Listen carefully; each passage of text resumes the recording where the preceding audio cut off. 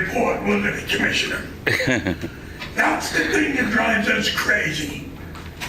You sit here and they lie to you, you know they lied to you, and then you turn around and say, that was a great report. No, it wasn't. It was bullshit. That's what that report was. That last presentation by the man who's now sitting on the committee that you guys appointed is telling you lies. That anecdotal stuff that he talked about, the guy being arrested over and over and over again, and his conclusion was, get more cops. Well, the guy was arrested over and over. The cops must have been there. So what are you gonna do with more cops? Are the 2 cops that are gonna watch it, go to a movie? You spread the cops so thin, and today you're taking up another issue that you want to spread the cops out even more. So stop it. Do the data. Don't listen to these people who lie to you. And you know it. This business, Lord, I was supposed to go there to pick up Patty some seized candy. I'm not going. They lost the customer because they're liars. Mr. Walsh, your time is up. Your time is up. And I just want to say... Get away from me. Excuse me. I just want to say, I think in this chamber, while I'm presiding officer, we are not going to impugn people or assume... They're liars! That's your opinion. But That's my opinion, and I'm allowed to say it. And you don't correct me. I don't believe they're lying. You are a liar. I don't believe they're lying. And that's not what Resign. you're out of order, and you're going to be asked to leave. What? He's got to do We'll take a it. recess. You do it. Here, here. Yeah. Resign. Resign. Off, man. Back off. So, folks, the way democracy works is you're not going to always hear your opinion reflected at these microphones. And when you come to the day when all you hear at these microphones is your opinion reflected here, then we have a serious problem with our democracy. But the way it's going to work is we're going to listen to what people have to say. When they're at the microphone, it is their time to speak what they believe. And it is your turn to listen. Then when it's your turn to be at the mic, you can do that without making personal attacks or questioning the integrity of people who you disagree with. That's the rules of the chamber. Good morning. We have 2 more people who have signed up. That's fine. Robert Patterson and Mimi Gurman. Come on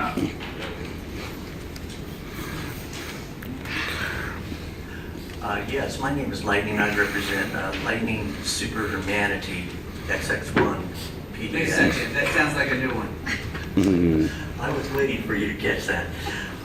Now, the issue I have on this is number 1 is that to make it very clear on where this revenue comes from, I understand it's a percentage off of each property owner that joins this BID, but you can correct me if I'm wrong on that. Issue number 2 is that I have a real problem with somehow a DA being in this type of agreement almost as a personal DA of this group. And I have a big problem with that. I like that separation of power.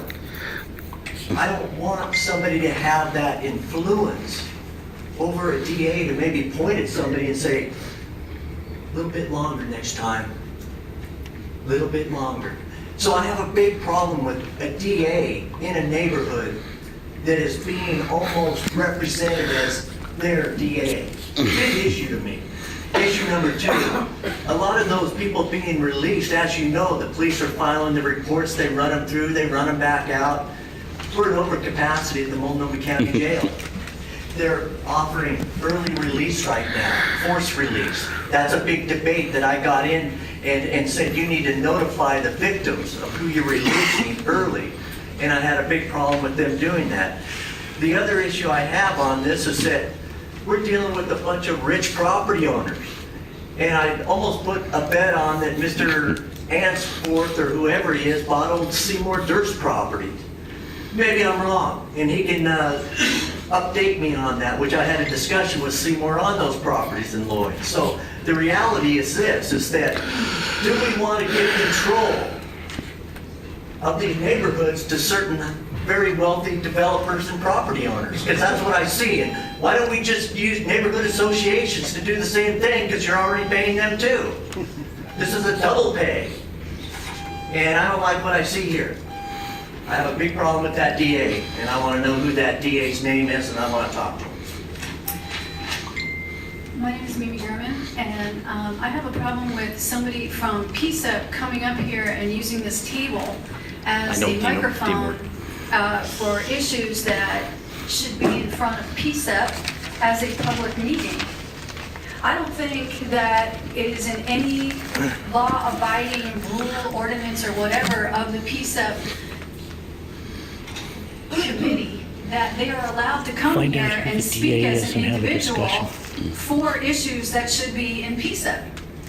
So I think there's a conflict there. I don't know all the rules of how PSEP was set up, but he just used this platform as a way to deal with issues that would normally come in front of PSEP regarding cop behavior, well, regarding, in his case, wanting more cops in the neighborhood. And he used this as a platform. That's a big problem. So already, It is. PSEP has had what, 1.5 meetings? And we have somebody lobbying for PSEP from PSEP at this table. And nobody's calling it out. Well, I am. I think that, you know, it should be looked at, and Dan, I'm speaking to you too, because I don't know the rules, but I know you will, that somebody's got to look into that, and if he has just overridden his allowance to, or whatever it is, his role to be sitting on the PSEP committee, I am in favor of him having to leave the PSEP committee for what he's just done. Yes. I think it's a really big problem that he just took his white male privileged PSEP power and brought it here for another issue and have you all listen to him and perhaps give him what he wants when that should have been brought up to PSEP. That's first. I second what the woman who testified earlier was saying. I'm in favor of them using their money to help our houseless population survive out on the streets, preferably inside. And if they need more cops over there, give them G4S from here, because they're useless. There's no need for them here, and they can go over to Lloyd Center. I think that'd be a great place for them. Yes.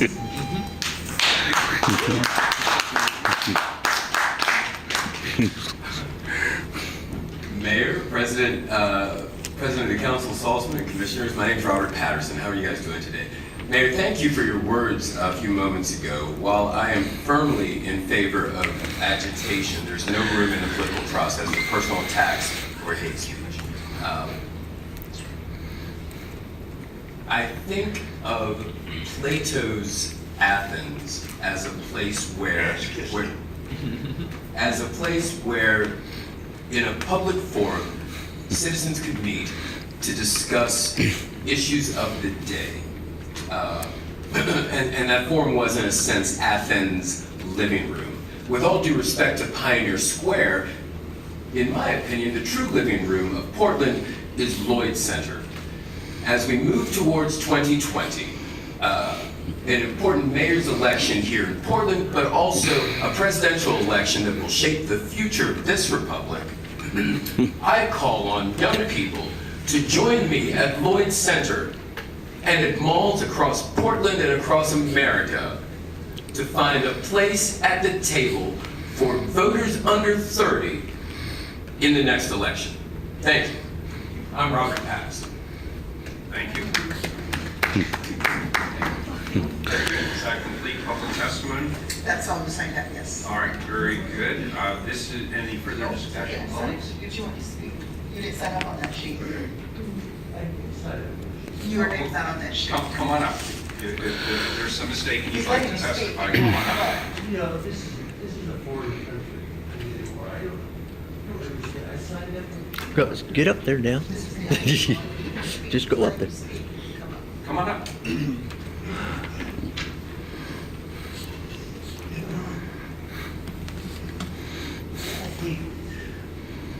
My name is Jim Whitberg, and I guess this town has become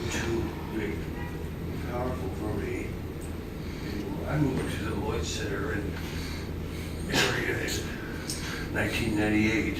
I've never heard of the old Lloyd or whatever that is. Dan, I appreciate you serving on the council and taking care of. The quote was by Hubert Humphrey. It was, it's how you treat your young and your elderly people. We forgot that part.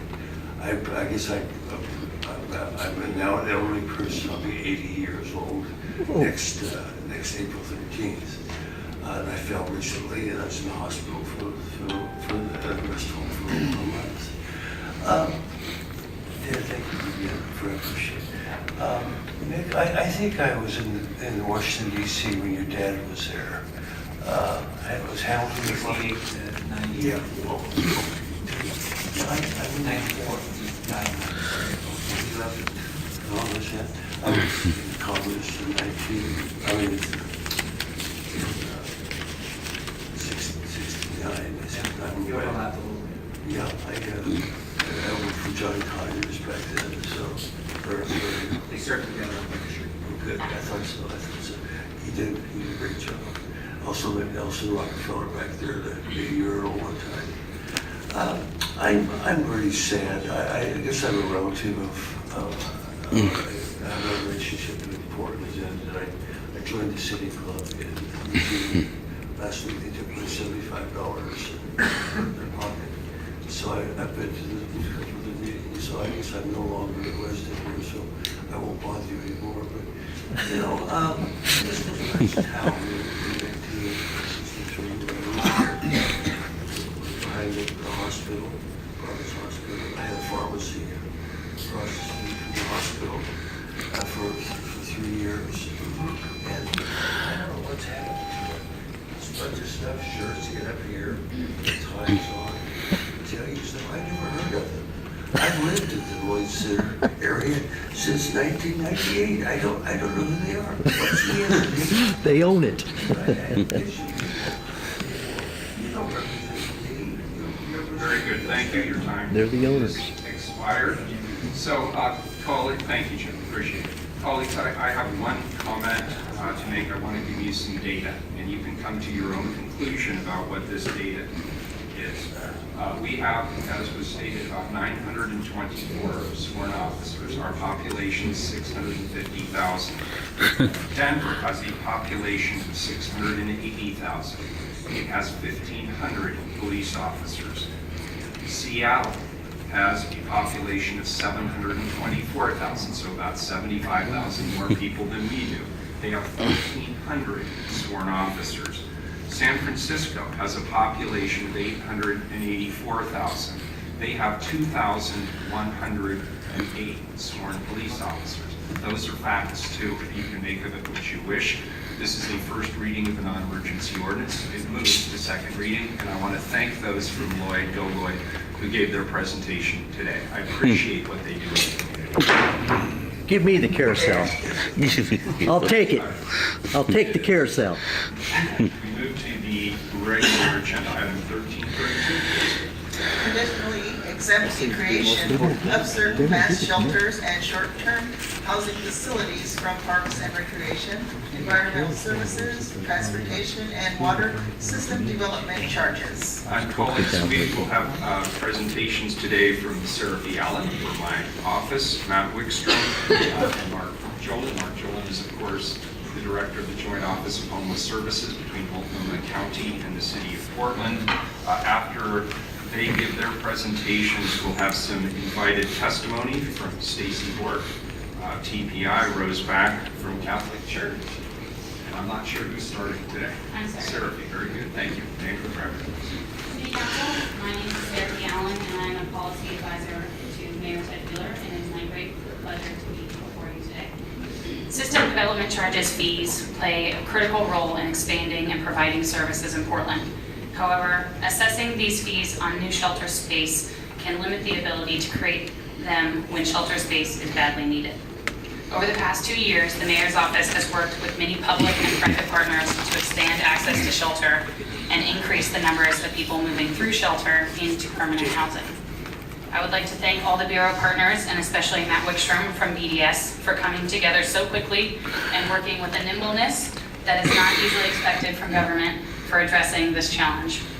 Waiving SDC fees is one tool City Council has available to address our housing crisis. Good work, and need Mr. for shelter Salzman. access. Have a good retirement, my friend. I would now like to pass this off to Matt Wickstrom, and thank you for hearing us today. Hello, I'm Matt Wickstrom with the Bureau of Development Services, and I'll just quickly go through a presentation about what we came up with for the SDC waivers for mass shelters and short-term housing.